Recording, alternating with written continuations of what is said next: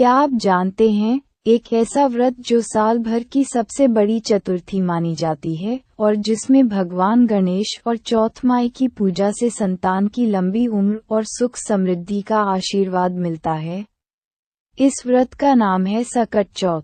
माघ मास में आने वाली इस खास तिथि की इतनी महिमा है कि इसे हर व्रत करने वाली महिला बड़ी श्रद्धा से मानती है। लेकिन क्या आप जानते हैं कि इस व्रत में कुछ खास नियम और परंपराएं हैं जिन्हें जानना बेहद जरूरी है? जैसे कौन सा रंग पहनना शुभ है, क्या खा सकते हैं, और चंद्रमा को अर्घ्य देने का सही समय क्या है। अगर आप ये सब जानना चाहते हैं और इस पावन दिन की हर छोटी बड़ी खासियत को समझना चाहते हैं, तो इस वीडियो को अंत तक जरूर देखें। धार्मिक मान्यताओं के अनुसार महिलाएं अपनी संतान की लंबी उम्र और सुख समृद्धि की कामना के लिए हर साल संकष्टी चतुर्थी का व्रत रखती हैं। यह व्रत भगवान गणेश जी को समर्पित होता है।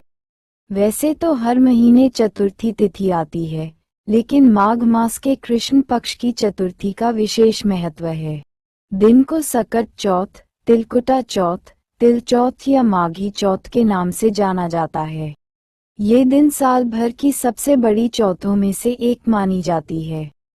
इस पावन दिन पर भगवान गणेश के साथ साथ चौथ माई की भी पूजा की जाती है। व्रत करने वाली महिलाएं निर्जल व्रत रखती हैं और रात में चंद्रमा को अर्घ्य देकर अपना व्रत खोलती हैं। इस साल सकट चौथ का व्रत 17 जनवरी को पड़े।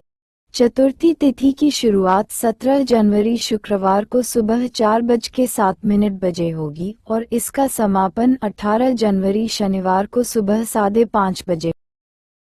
इस दिन महिलाएं सुबह से ही व्रत का पालन कर भगवान गणेश को तिल, गुड़, मोदक और मूंगफली का भोग लगाया जाता।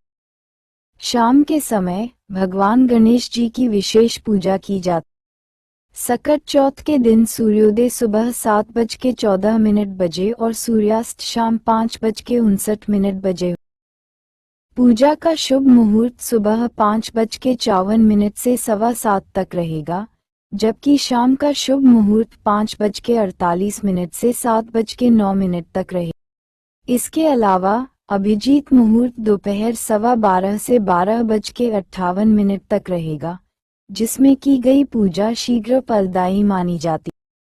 चंद्रोदय रात 9:01 पर हो।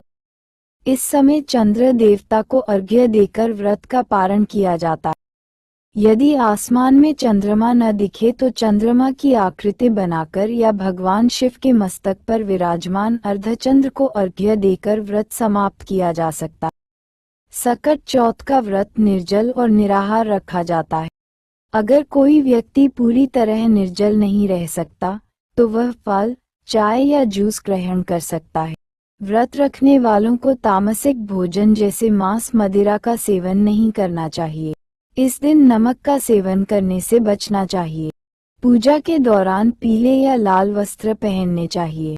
भगवान गणेश को दूर्वा जरूर अर्पित करें, क्योंकि यह उन्हें अत्यंत प्रिय है। हालांकि तुलसी के पत्ते भगवान गणेश को अर्पित नहीं किए जाते।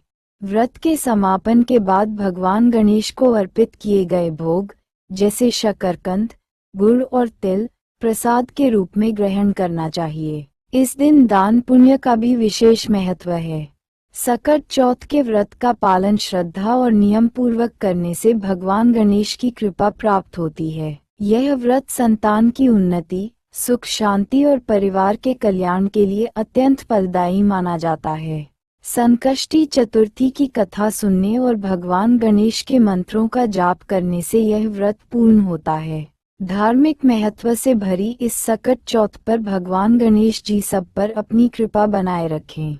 सकट चौथ हमें सिर्फ धार्मिक मान्यताओं से नहीं जोड़ती, बल्कि यह हमें संयम, श्रद्धा और समर्पण का महत्व भी सिखाती है।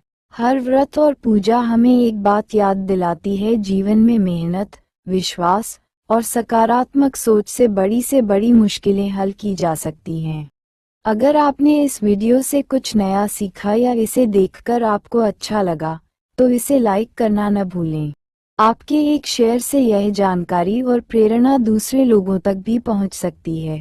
अगर आप चाहते हैं कि हम आपको ऐसी ही धार्मिक और प्रेरणादायक कहानियाँ लाते रहें, तो हमारे चैनल को सब्सक्राइब करें और बेल आइकन जरूर दबाएं। याद रखें, आपके सहयोग से ही हमारी यह यात्रा आगे बढ़ती है। आप सभी का जीवन भगवान गणेश जी की कृपा से हमेशा खुशियों से भरा रहे।